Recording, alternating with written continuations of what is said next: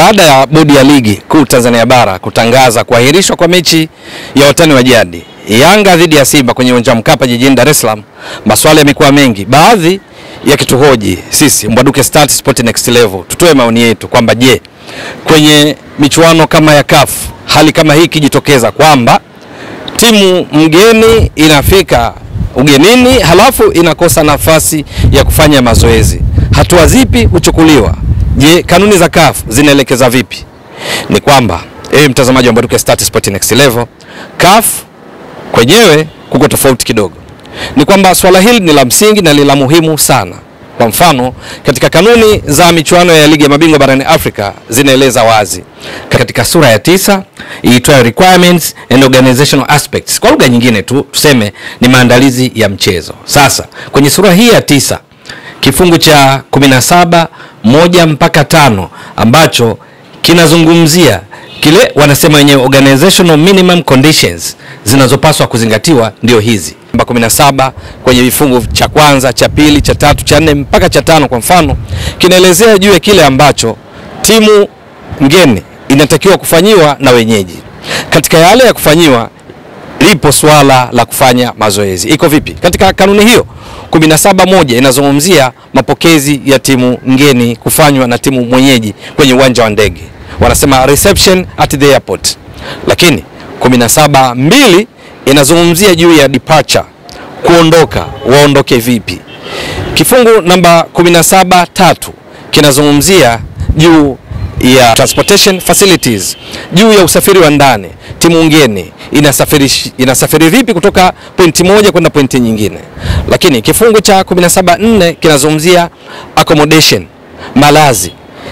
Mwenyeji anapaswa kushughulikia yepi katika kuhakikisha mgeni anapata mahala safi, pazuri, penye viwango pa kulala.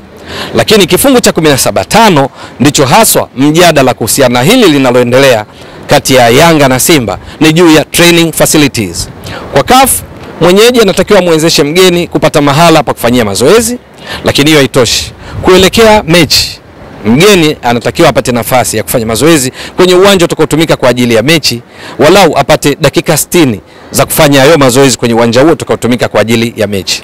Na je, endapo haya yote hayatafanyika, likiwamo hili la kupatiwa uwanja kwenda kufanyia mazoezi, uwanja ambao ndio utatumika kwa ajili ya mechi, nini kinafanyika?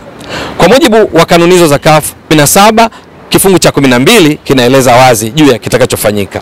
Moja ni kwa wenyeji kulipa gharama zote ambazo mgeni ataziingia katika yale yaliyotoka kuyaainisha, wakati wa mapokezi, wakati wa usafiri wa ndani, pa kulala, mazoezi na kadhalika. Lakini jambo lingine ni kwamba atatozwa faini ya dola 5,000. Ndio. Kwa mfano, kwa kukosa kutotoa nafasi kwa timu ngeni kwenda kufanya mazoezi kwenye uwanja ambao mechi itachezwa, au kupata nafasi ya kufanya mazoezi na mambo mengine, gharama huwa ni dola 5,000. Uzuri wake CAF hakuna kipengele, hakuna mahala panapoonyesha kwamba mchezo hautachezwa, bali mwenyeji ataadhibiwa kama vile ilivyoainishwa katika kanuni hiyo 17 kifungu cha 12 juu ya faini dola 5,000 na zile gharama ambazo timu ngeni itaziingia kwa kufanya mambo hayo yenyewe. Nadhani nimeeleweka vizuri. Kwa sababu hiyo, tukio kama hili la Simba kwenda kwenye uwanja wa Mkapa ambako wanacheza na wenyeji Yanga na kisha kukosa nafasi kwa kuzuiwa kuingia kwenda kufanya mazoezi kwa ajili ya kujiandaa na mechi hiyo kwenye uwanja ambao utatumika kwa ajili ya mechi, ni dhahiri kwamba kama ingekuwa CAF, hiyo sio sababu ya mechi kuahirishwa. Badala yake rungu lingewashukia wenyeji ambao ni Yanga. Rungu hilo lisingeambatana na mechi kuahirishwa halafu ipangwe kwenye mechi nyingine. Hii ni kwa mujibu wa kanuni zile za CAF michuano ya ligi ya mabingwa barani Afrika. Ukipitia utaona katika vifungu hivyo nilivyovitaja. Kwa hiyo wale waliotaka maoni yangu kuhusiana na hili lililotokea kuelekea mechi ya dabi ya Yanga na Simba ambayo ilipaswa kuchezwa leo saa 1:15 lakini imeahirishwa kutokana na kile walichokieleza Simba na kulalamika kwa bodi ya ligi kwamba walikwenda kutekeleza haki yao ya msingi ya kufanya mazoezi kwenye uwanja ambao utatumika kwa ajili ya mechi, halafu wakazuiwa na wale walioelezea kwamba ni Yanga, na matokeo yake bodi ya ligi imekuja na uamuzi wa kuahirisha mechi hiyo. Lakini bodi ya ligi imetumia kanuni namba 34(1) 1.3 ambayo yenyewe inazungumzia juu ya kuahirishwa kwa mchezo, kwamba ni sababu za msingi. Ndio kanuni hiyo imetumika kwa ajili ya kuahirisha mchezo.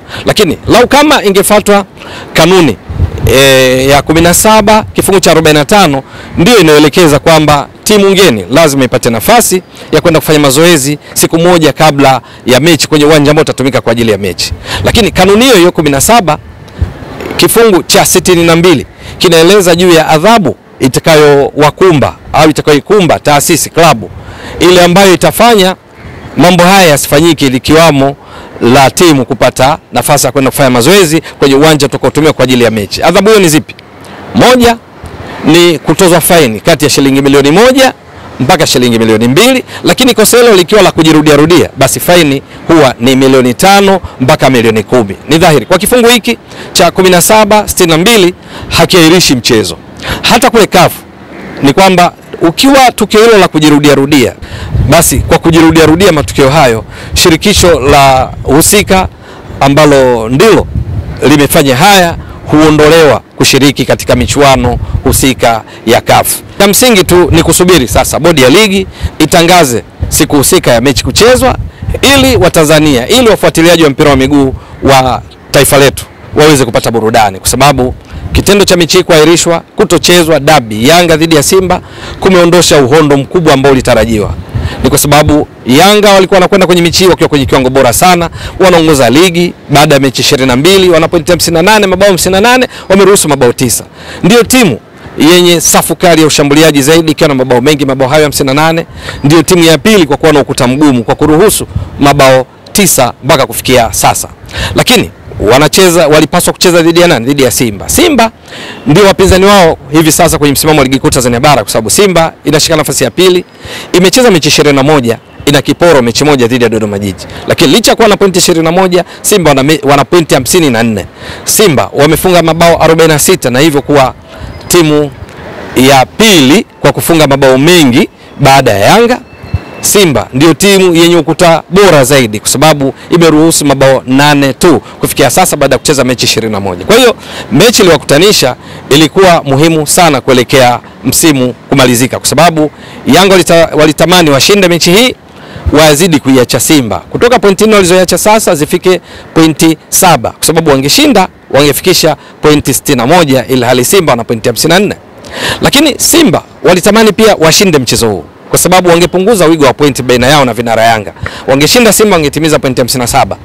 Tofauti ya pointi baina yao na Yanga ingekuwa pointi 1, huku Simba wana mechi moja mkononi.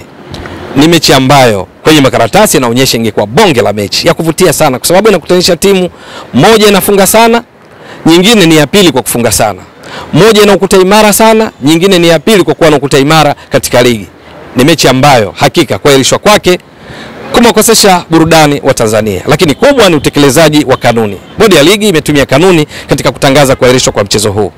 Lini itachezwa ni swala la kusubiri. Ewe mtazamaji wa Mbwaduke Stats Sport Next Level, endelea kuunga mkono channel hii kwa kuhakikisha kama una subscribe, una share, una like na kucomment. Mwasilishaji wako ni mimi Ramadhani Mbwaduke almaarufu kama Mzee wa Data. Shukrani jazilan. Bye bye.